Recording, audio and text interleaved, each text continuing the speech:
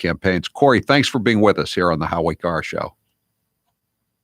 Well, Howie, thanks. It's always tough to come on and try and remember somebody who had such an impact on people's lives. And like so many of your listeners, Howie, I grew up driving around Lowell, Massachusetts in the mid-'90s listening to Rush Limbaugh on 680 WRKO back in the day, if you remember it. And he was a guy who truly transformed the way people thought for generations. Much like Ronald Reagan did, Rush Limbaugh had an opportunity to have such a huge impact. And I can tell you, on the Trump campaign, I had the privilege to talk to Rush on numerous occasions because he'd want to call and give advice when Donald Trump was running for office. And then, we got to know him even more when Donald Trump became the president. And then at the end of the campaign, Rush did something which he never, ever does. He had Donald Trump come on the show for multiple hours, as you just said, to really be the only co-host Rush ever had. He had this amazing format that your listeners are so accustomed to, where Rush could just talk into that golden microphone for hours on end without taking calls. And it was truly a talent. The president put out a statement on Rush today. And I know that having talked to the people in Florida who are with the president, the president wants to make sure that his condolences are heard and known, and looking back, bestowing that honor on him at the last State of the Union that the president spoke at seems even more appropriate now than ever.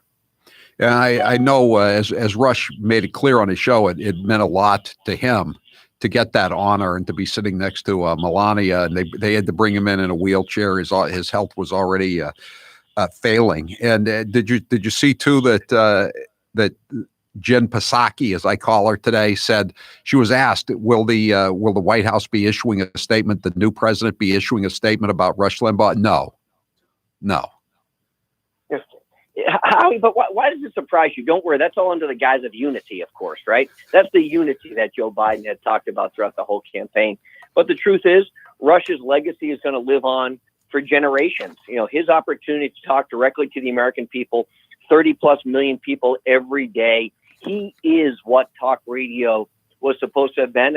And look, I'm not speaking for any talk radio host, Howie, because you're in the Hall of Fame. But the format that Rush had put a lot of people on their trajectory to success. And me included, Corey. No secret, me included. Well, look, he had a common sense approach to getting on the radio and talking. He made a lot of money doing it. He had a phenomenal life. But when you look back on it, Howie, the guy was only 70 years old. And hey, for you and I, that seems closer and closer every single day is the problem, right? Much closer for me than for you, Corey.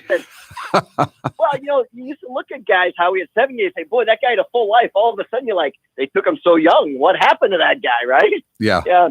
So it's really too bad because his health failed him at the end. And look, I had dinner with his executive producer just in December. Okay, I was down in Florida, had dinner with his guys. Bo? And they said James Golden. Bo. Yep. Yeah. Yep. Every single day, he said that Rush was on the air. They knew he was on borrowed time. And as a matter of fact, I talked to Bo a week ago Monday, and he said it to me again. He said, Corey, Rush is on borrowed time. This could happen at any time. And I don't think everyone knew he was sick, but it was much more severe than obviously even people thought.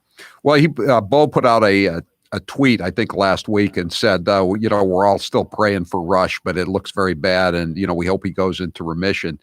But, the thing was, Rush always really looked up to William F. Buckley, the founder of National Review, when he wrote all the books, God and Man at Yale, and so many more. But, in the end, Rush eclipsed the guy he considered his mentor, William F. Buckley, didn't he?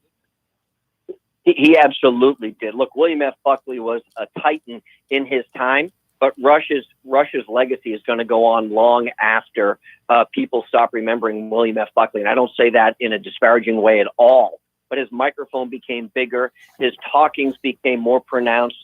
He had such an impact on the conservative movement. And look, William F. Buckley, this happens, Howie, sometimes, is the mentor becomes, the mentee becomes the mentor. And I think that's what happened with Rush. He listened to William F. Buckley for all those years. He read everything that he had to say. Right. It formed his cognitive dissonance against the socialist agenda. And what did he do? He came out and he talked about it for over 30 years on the radio. An amazing, amazing accomplishment. Yeah. And again, I think people it's now in the past, and I think people tend to forget that he was the major catalyst behind the Republican takeover of the House of Representatives and the Senate in 1994. That had control of the Senate for a while after Reagan was elected, but they had had control of the House since 1954, 40 years of uninterrupted Democrat control. And when Rush became Rush Limbaugh, the Republicans took it over, and the freshman class of 1995, which included such frauds, by the way, as Joe Scarborough, they elected him an honorary member of the class of 1995 because he helped get them all elected. He did. And look, if you had Newt Gingrich on today, I'm sure Speaker Gingrich would tell you the Republican Revolution in 94 was fueled in part by people like so many others who were listening to Rush Limbaugh, state legislators who said, you know what, I want to go run for Congress because I've been listening to Rush and I can't do enough at my own state level. And they ran in that Republican Revolution. Remember, Torkelson and Blunt came in 92. Right. They got reelected in 94 under that Rush Revolution, which ended up being the contract with America. Those people came out because there was an army of supporters listening to Rush every day.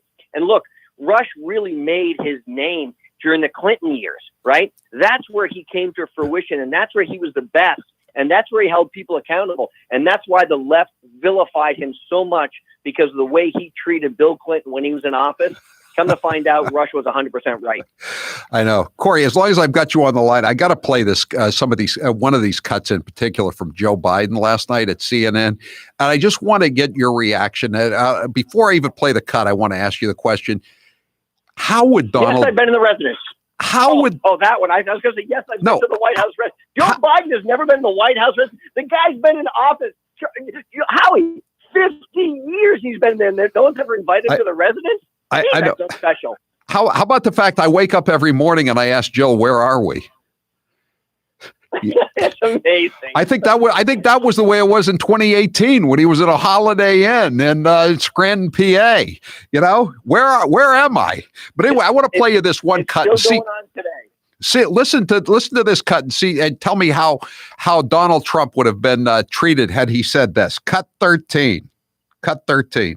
A lot of people don't know how to register. Not everybody in the community, in the Hispanic and the African American community, particularly in rural areas that are distant and or inner city districts, know how to get online to determine how to get in line for that COVID vaccination at the Walgreens or at the particular store.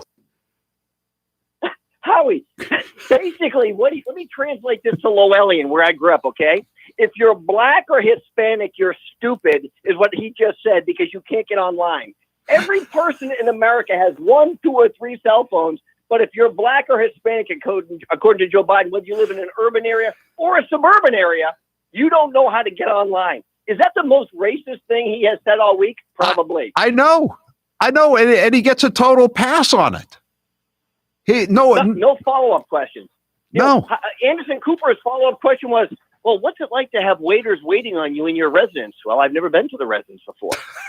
I mean, it's just outrageous. I know.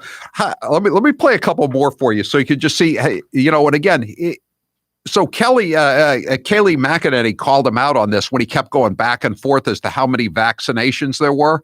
And Glenn Kessler finally, the Washington Post, instead of issuing a special edition of the Pinocchio report with 40 Pinocchios for him changing his story over from 1 minute to the next, how many vaccinations there are, he just said, hey, you Republicans should stop picking on Joe. Listen to these cuts. Okay, this is the first answer when he's asked how many doses there were when he got into office. Cut 10. When is every American who wants it going to be able to get a vaccine? By the end of July of this year. When we came into office, there was only 50 million doses that are available.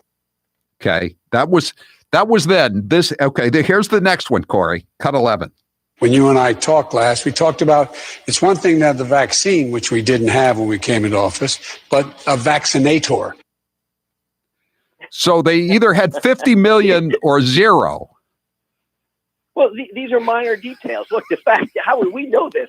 Joe Biden received his second shot, the second dose on January 11th, before he was even sworn in. but he must have gotten a second dose of nothing because they didn't have the vaccine before he took office. I mean, but how you go back to, it was such a cakewalk. It was such an easy set of questions. The only thing they didn't ask him, which was a question they asked him before, is what kind of ice cream did you have? Right? I mean, that's the hard-hitting journalism of CNN. How about, remember when President Trump said, the problem with keeping the schools closed is the kids aren't going to get sick. Remember that? He was excoriated. He was torn apart. But Joe has a plan. But Joe said the exact same thing last night, Corey. He said the exact same thing. Cut to 16. To have the majority of the schools open one day a week. Right. Yeah. Play cuts. A little bit of cut 16. Well, first of all, honey, what's your first name? Honey. Layla. Beautiful name. First of all, kids don't get the vaccine, get COVID very often. It's unusual for that to happen. That's enough. They don't. When Donald Trump said that, what happened, Corey? The world ended. Number one, he called someone a honey, okay? You can't do that anymore. Hey, honey, right? No, he says a word. Doesn't matter. First, so in the 3 clips we've heard, Howie, he's called black people and Hispanic people stupid because they can't get online, whether they live in rural or urban areas. That's what he said in plain English. Now he's demoralizing this woman by calling her honey because he doesn't know her name. And then he's agreeing with Donald Trump. And he's also said, hey, we're going to open the schools. We think in maybe May or possibly June. Who goes to school in June, Howie? I mean, the schools are closed, and it's going to be just in time to open them up after they've been closed. I mean, the media is so in the bag for this guy. It was such a cakewalk last night. Look, if Donald Trump would have had half of the questions that Joe Biden got last night, Anderson Cooper would have been fired for going too light on Donald Trump. I know. We have a guest coming on later. He's an old producer for 60 Minutes, and I was reading the book last night, and he was saying, we liked Anderson Cooper because he's such a good interviewer.